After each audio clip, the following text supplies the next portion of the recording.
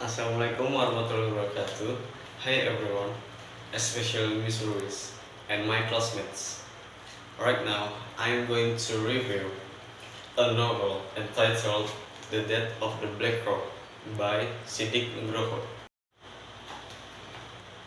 The novel begins with a story about the suicide of a writer named The Black Crow in a newspaper read by the painter Elang Bayu Angkasa.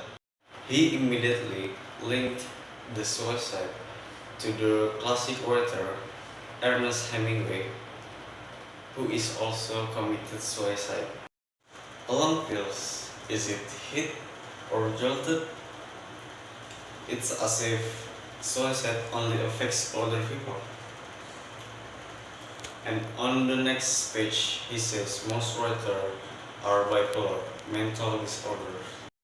This is where Olang's characterization starts to become clear. Then on the following page, Olang is said to have had an illicit relationship with the wife of a businessman named Irene, who also revealed the facts that he likes women as sex objects and is not interested in serious relationships. What is this? Artist stereotypes? It didn't take me long to conclude that Olang is a misogynist who thinks women are only polite on the outside but perverted in bed. Whenever Olang sees a woman, all he can think about is, can you sleep with her or not? And of course, a hot body. After that, Olang is a very curious character.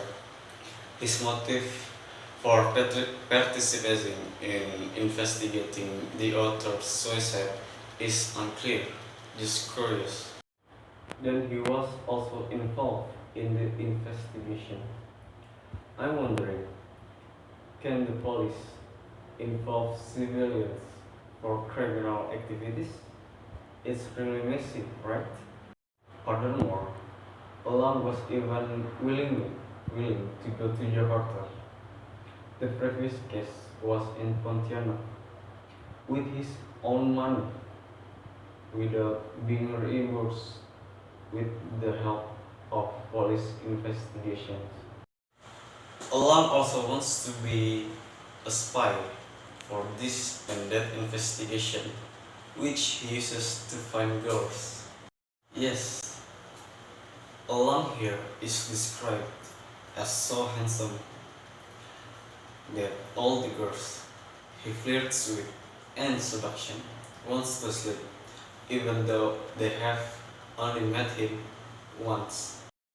It's true that 40% of the contents of this novel are used to describe how women are easily seduced, physically voluptuous in tight clothes, and spoiled like a cat in bed. There is absolutely no telling about a smart woman in this novel. Even a female doctor who was also approached by lab is described as so short-sighted that she is willing to be seduced by the suspect to kill. Totally misogynist. Continuing, the mystery is opened, which makes me cynical too.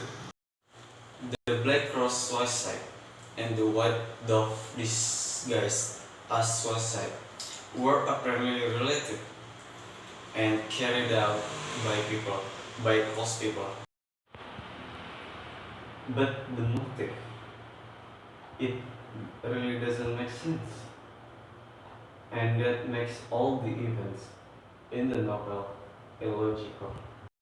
There was also the hostage incident by the perpetrator, who was very sure, again, dragging along the civilian who should not understand the arrest procedure.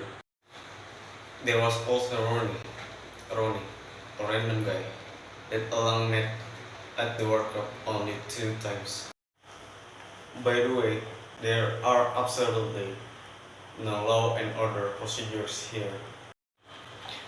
Police work is very fast and does not require documents for arrest or procedures for permission from superiors to ambush perpetrators who are holding hostages. No need for remote, no need for special forces. Just a few people with 2 civilians.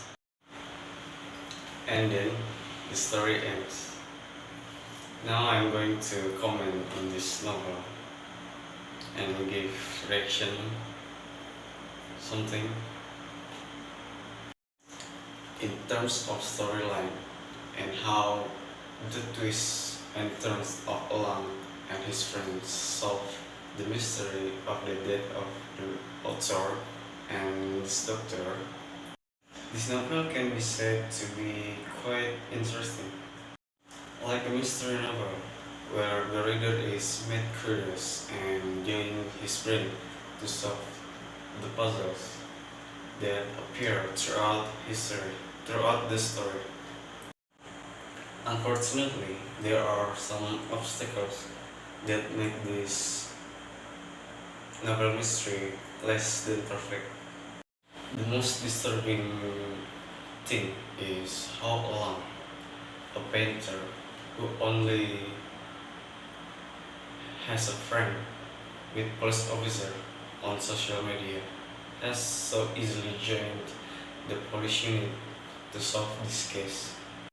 The author himself revealed that although Elang and Effendi had been friends on Facebook for more than a year, they had never met each other and rarely said anything on their Facebook timeline. How could a police officer immediately trust Elang to solve the case of the death of the black girl just based on proprietary gossip on Facebook? It is not impossible that the police work together with the general public to solve the case, but of course, the people they know are well known and trusted. Meanwhile, in this novel, the selection of Elang to help to the police seems so careless, only based on friendship on Facebook. Apart from Elang, in the midst of hunting and raiding, the police also involved other ordinary people as spies. Even though this person he had only been known by Elang for a few days in Jakarta, it will be a reckless act for the police to involve ordinary people with unknown backgrounds being involved in a raid operation. Finally, this novel seems to be too focused on the Elang's playboy side. How could I not?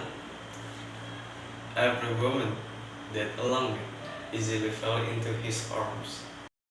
Not only dirty, but only willing to sleep together in bed. As a spy and reduce the tension of a mystery novel, this is understandable. But the writer seems to have to be careful in indulgence in the Elang's playboyness, because it is not impossible that the author is considered too harassing woman by his readers.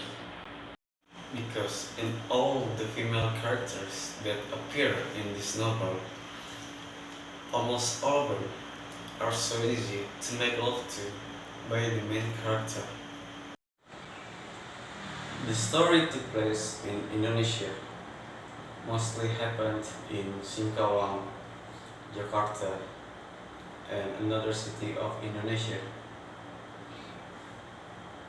Well, this novel is basically an Indonesian novel that translated into English.